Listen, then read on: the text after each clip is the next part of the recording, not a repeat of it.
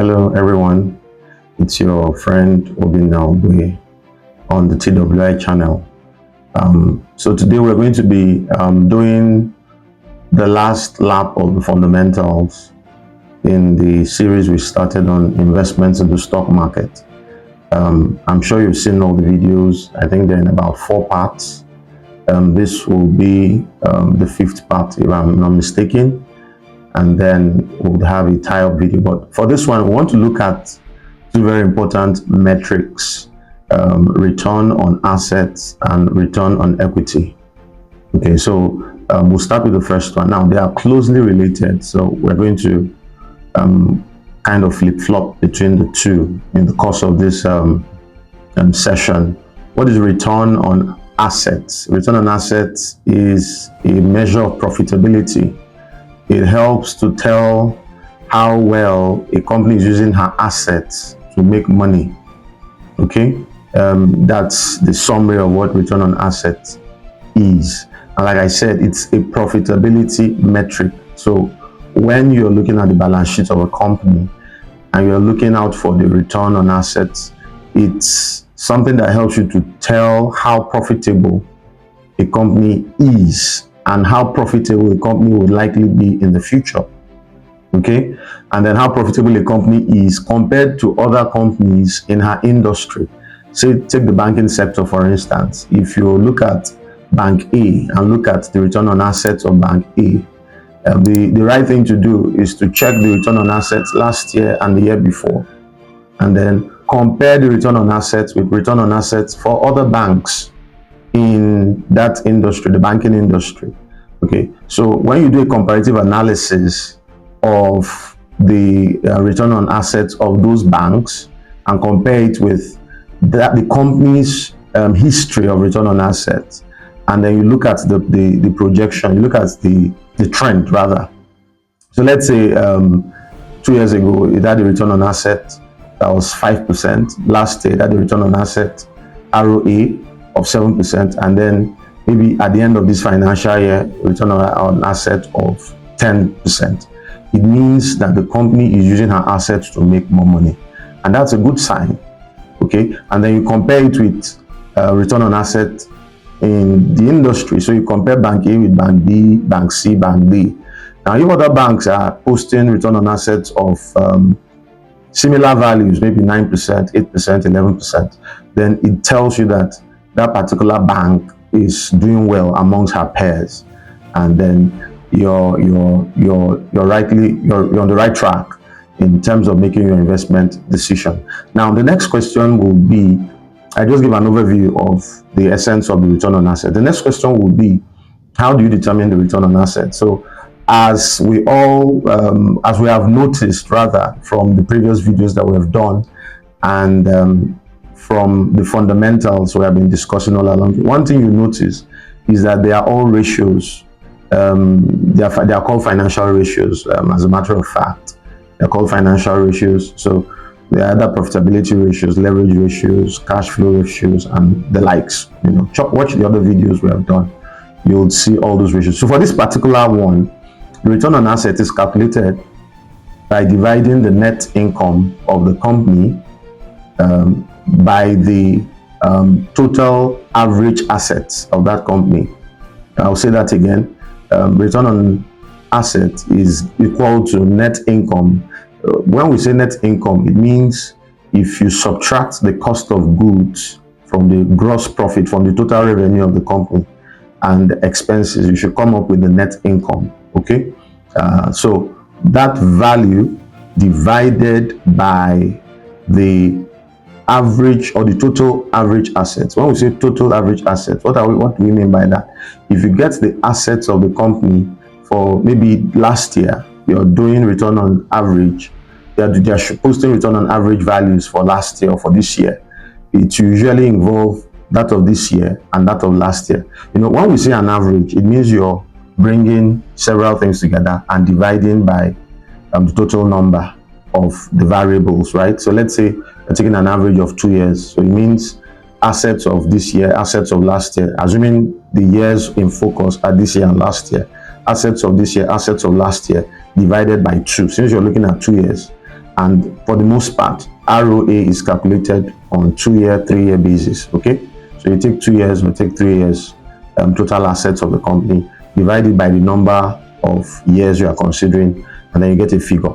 Now, so when you get this figure, you divide the net income by that figure.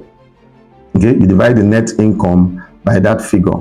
When you divide it, it will give you a value, and then that value you multiply it by 100 to make it into a percentage, because return on assets is usually calculated as a percentage. Okay, so you see figures like 5%, you see figures like 2%, you see figures like 10%. In some cases, you see figures like some businesses, you see figures as high as 100%, and sometimes even more.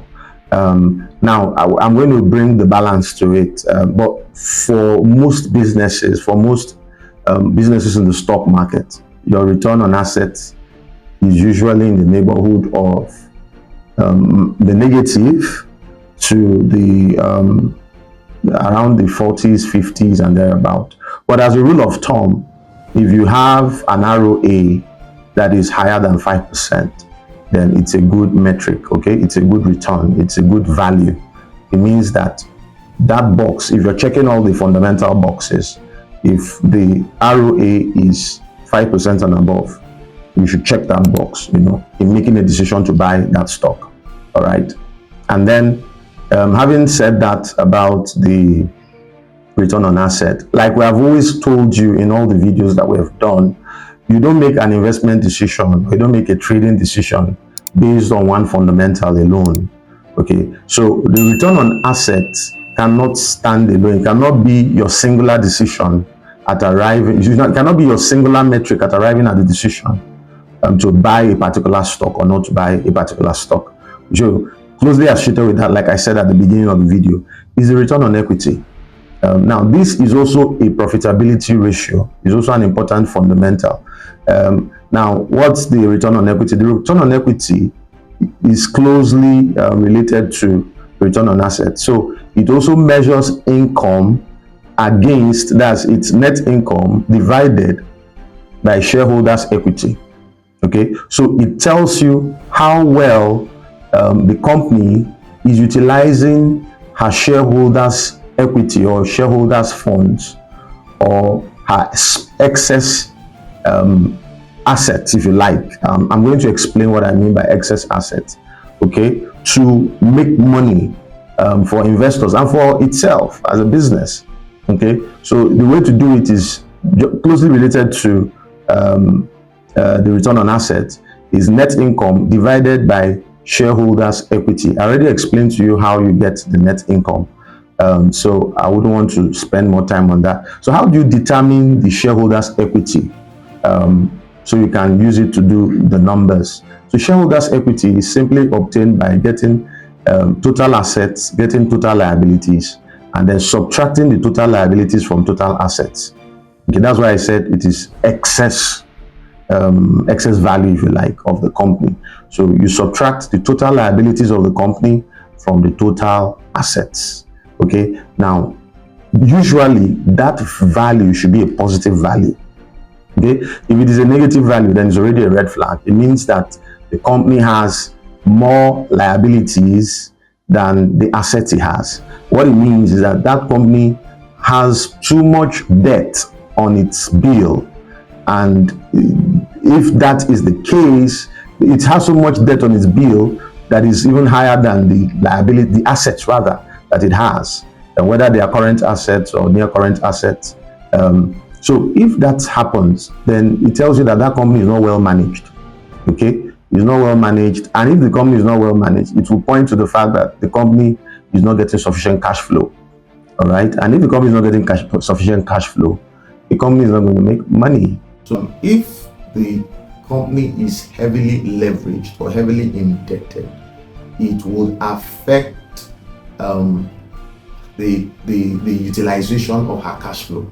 Let me explain what I mean by that. If a company is heavily indebted, when money comes into that company, a significant amount of that money will be used to service the debt. Okay, let me give you numerical examples to explain what I'm saying. Let's say a company takes out a loan of 1 billion, okay, and is making turnover of 1.5 billion, or let's say making turnover of 500 million or 800 million, but there's a debt of 1 billion. Of course, debt is usually structured in a way that it's paid back over time. So let's assume they are paying back, let's say 100 million every month or something to offset this debt, okay, or maybe slightly higher than that. What it means is that a significant amount of the money that will be coming in will be used to service debt, used to service borrowings that they have made. If the company has huge debt, okay, the debt will come under liabilities. Don't forget, because when you talk about liabilities, you talk about debt, you talk about expenses, cost of goods, and the likes. Okay, so if the debt is significant, don't forget to get your shareholders' equity. You subtract total liabilities from total assets. If the assets are not significantly higher than the liabilities, what it means is that the value you're going to get is going to be a smaller value. Let's say total liabilities is 800 million, and then total assets is 820 million. If you subtract that, what you're going to get is like 20 million. Okay, compare that with a company that has total assets of 800 million, total liabilities of 400 million. The differential is going to be, a lot better. Okay, so if you now divide that by the net income and multiply by 100%, it gives you a figure that is healthy, a figure that is acceptable. Same range with the return on assets, 5% and above is considered okay. All right, so these two metrics are looked at together to check the profitability of a company. Now, don't forget, the value of a stock is influenced by investor perception. Don't forget, the whole idea in doing all of this analysis is to determine that you're getting a fair price for the stock you're buying. The goal of stock investing is to buy at a fair price, not a bargain price. Okay, so on that note, we have come to the end of this video. Peradventure, there's something I said that you didn't get a hang of. Please feel free to drop your questions in the comment section. We'll respond to your comments promptly and swiftly. And peradventure, you need more detailed or more hands-on guidance on how to check these metrics. We're available to help. Just check the links in the description below. There's an email ID there. It takes you to our direct email address where you can correspond with us, where we can work out one-on-one sessions with you. And on the final note, if you are yet to subscribe to our channel, please hit the subscription button, like this video, share it with your friends, share it with your loved ones, share with everybody, because we all need to be financially savvy. The times in our nation and around the world are really tough, so we need to develop ways to make money from different sides. Okay, this is the time where you should have multiple streams, multiple channels of income, and the stock market is a beautiful place to make money. So until next time, thank you for watching this video, and bye for now.